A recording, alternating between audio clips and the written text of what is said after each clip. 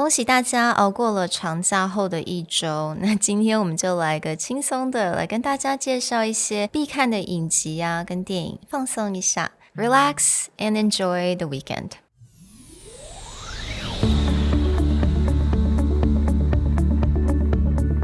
Hello， 欢迎来到 Executive Plus 主管与沟通力的 Podcast。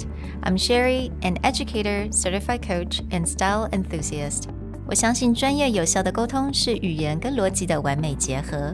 And I'm Nick, a startup consultant, corporate trainer, and late-night gaming junkie.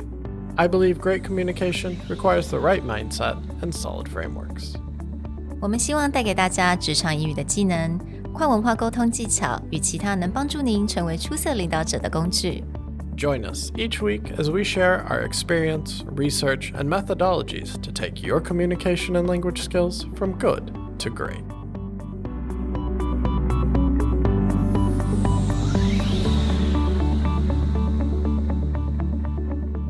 Hey everybody, welcome back to an Executive Plus podcast. You're back from the New Year's break, you're probably in the thick of things and hoping for a vacation from your vacation and maybe a little bit of rest this weekend. Well, over the last year, and definitely over this vacation, Sherry and I have been enjoying a few more heartwarming TV shows and movies, and we want to share them with you and what you can get from them other than just a nice mental break.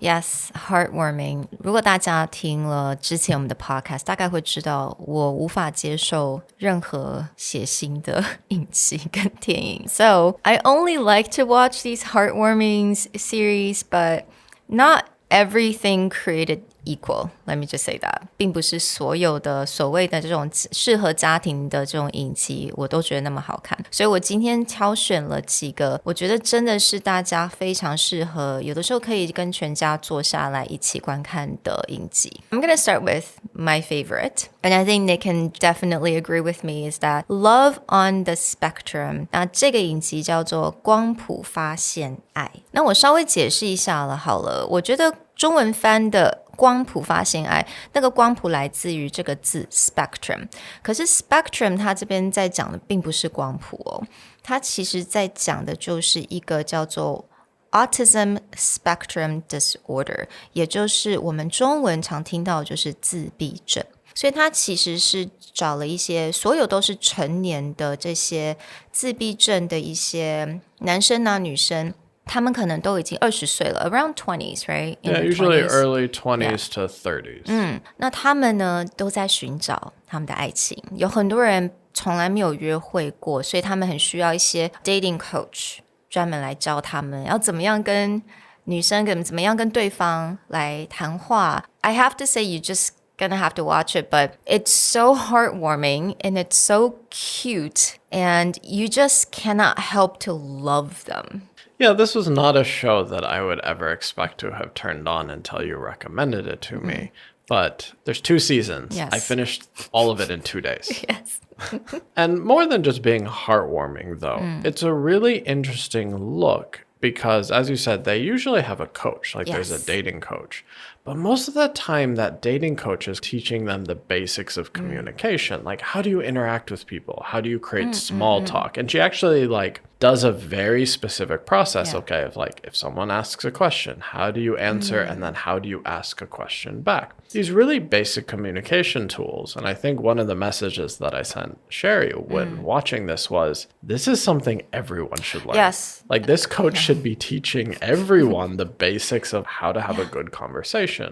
Because, she's making it very basic, very fundamental because of who her clients are. But the reality is the way she explains things and the way she trains them is really something everyone should experience. How to have good conversations, how to ask good questions, how to greet people. Absolutely. These are fundamental communication class, right? 就是你第一次见到人，你要怎么样真的做一个 small talk， 或者人家是可能讲了这个话这个字，你要去可能要想一下 read between the line， 这可能是什么意思。我觉得现在很多年轻人因为在电脑前面的时间真的非常多，或者我们太习惯用这种 text message， 有的时候你反而面人这种 face to face 的时候，反而不太确定要怎么样去做很基本的这种 small conversation.I think it's just so cute. And also, another reason why I really recommend it everyone is that it really changed my mind on the autism with spectrum disorder. What really struck me about the people in the show is just the level of optimism. You would assume that, like, because not all their date works out. This is not like a purely everything is good and happy. Like, they show the difficulty of a relationship not working out or going on a date and not feeling a connection. And it's just really impressive to see people take what most of us would actually take to heart and feel devastated about. And they're still sad, but they're always optimistic, like, next time, I'm going to find someone else. I'm going to connect with a new person. I'm going to find someone who has interests that I love. And it's just like impressive. Or their hope to find someone who shares their common interests. It's just like, wow. If most people were as transparent about dating and relationships as they were, maybe we would have easier time finding the right person. 对他们来讲没有这种所谓的 mind games, right? There is no mind games, there is no playing games. 而且他们对于爱情的这种 definition 跟我们真的不太一样。They see love as something, it's so pure that it actually doesn't have a gender that ties to it, right? Sometimes if they had a great conversation like women with a woman, then that's a good match.But if they have a wonderful conversation with a guy, then that's a good match. It's about the level of connection. It's not about gender. It's not about what other people think you should be doing. It's not about the society standard at all. And I really think it's connecting on genuine interests. So my favorite character, Mark. The dinosaur guy. Yeah, he's obsessed with dinosaurs. Every date, he takes girls to like a museum to talk about that. He's like, I'm going to show her my dinosaur knowledge. You're what every elementary school or junior high school kid is like, yeah, if I can get girls with dinosaurs, like life would be awesome. I have so much respect for them, man. 可是他真的是觉得说，如果对方真的不喜欢恐龙的话，那没有关系，真的我们不适合。Yeah. I think I have a lot of respect for him. I love Michael though. Oh, yeah. 我真的很喜欢 Michael. I think when the coach is trying to teach him how to just say hi or like reach out and shake hands with his date on the first date, that was hilarious. 超级可爱的。So if you're looking for just a heartwarming show, that's a great one. But I really recommend anyone who watches it, pay attention to Jodie, the relationship coach. Anything she talks about communication are actually really important skills. Yeah. 真的看完每一个人都会有那种很开心的感觉。Yeah, I think men and women, like, I mean, Nick, 他只是看到半夜2-3点 right? You binge watched that. To finish the first season. Alright, so 如果你真的是想要来点不一样的，真的可以試試看這個 Love on the Spectrum, 也就是光譜發現愛。So, what about you, Nick? I want to recommend a movie that was on Disney Plus, and Disney Plus has all the Marvel movies, Star Wars, all things I love. But as soon as I saw that movie, it was one of the first things I watched, which was Sister Act 2, Back in the Habit. This is with Whoopi Goldberg. She plays a nun. It's the second movie. It's one of the few times where the second movie is better than the first. But the reason I like this is it's about a woman going back into a school and becoming a music teacher and really trying to connect with kids from an inner city and very poor school and trying to get them to love art and music and trying to build a connection with them. And this movie always is like a happy moment for me. Yeah, it's a like fantastic I can watch movie. it over and over again, and it's always like that go-to feel-good movie for me.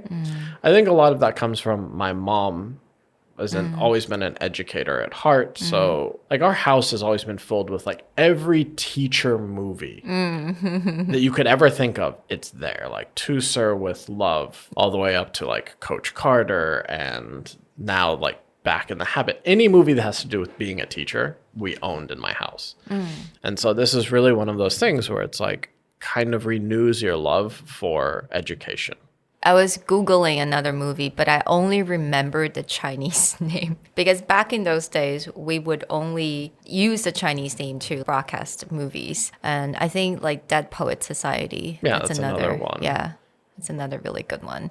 Sister Act， 我觉得这可能要稍微有一点点年纪跟我们可能差不多的人才会记得。它的中文名字我刚刚有点查不到，好像是修女也疯狂吧。We used to have really weird names. Yeah, sometimes I see like the translation, I'm like, I don't even understand how in the world.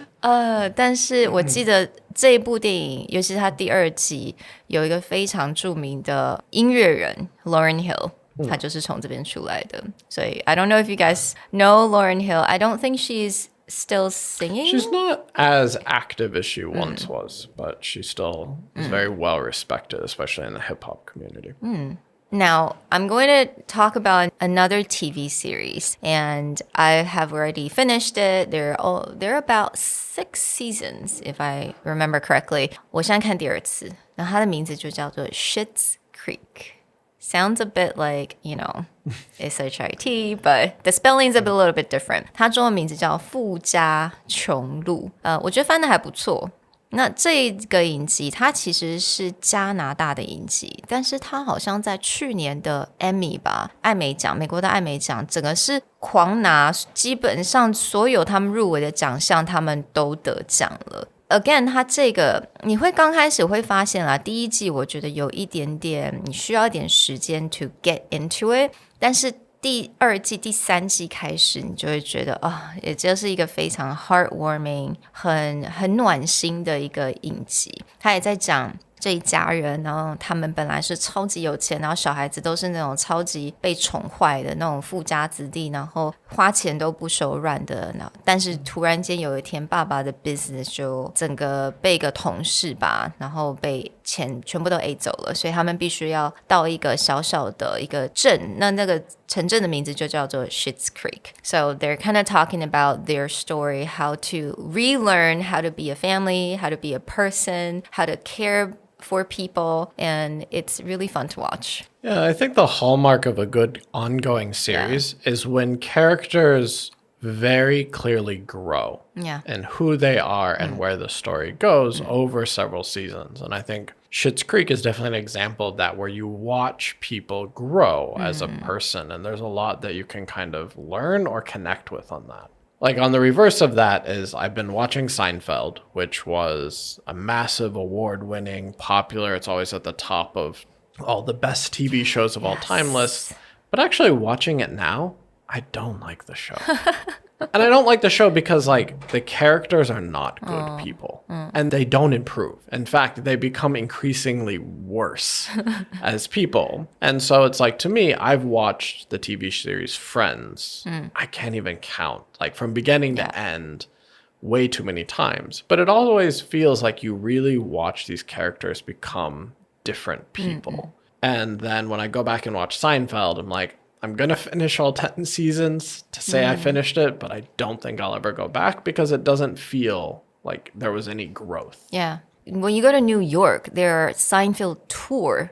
You can actually, don't you know that? Yeah. You get on the tour bus, it actually drives around and show you like the coffee place, the diner. Yeah, the diner and like where their apartment was filmed and all that. Exactly. But along the lines of like TV shows that I did watch where I really enjoyed the growth. And this one is very deeply philosophical and there's a lot of religious and philosophical connotations. So I think it's a little bit hard for people to really get into, but such a good show is The Good Place. 那这个 TV show 它中文是叫做善良之地，它其实就在讲我们人不同宗教不同的 philosophers 在对于这种生死死后真的是到天堂还是到地狱，那什么人才能进天堂，什么人才能进地狱，有点在讲这种我们的 afterlife 的这个谜 right? 这个 everyone's trying to find out more about it. And I love the show. It's really interesting because they dig deep into different religious idea and different like philosophies. And interestingly, it's a comedy, and they do a really good job of that. It is very funny, but it's one of those things where you can actually think and feel like that's a really interesting concept. Yeah. So definitely worth a watch, but only if this is not a TV show you can put in the background and like walk away. No, you cannot. This is one that you actually have to watch and pay attention to, but a great show. Yeah. Well, we hope that, you can use one of these shows to go into your weekend, maybe turn your brain off a bit. I know that first week back from a major holiday is usually go, go, go, but we all need to sometimes just turn off our brain, reset a bit, and go forward. We'll talk to you guys next time. Bye. The Executive Plus podcast is a Presentality Group production, produced and hosted by Sherry Fang and Nick Howard. You can search us on Facebook, 主管英文 Executive Plus. You can also find us on Instagram, Communication R&D, and email us at sherry@epstyleplus.com.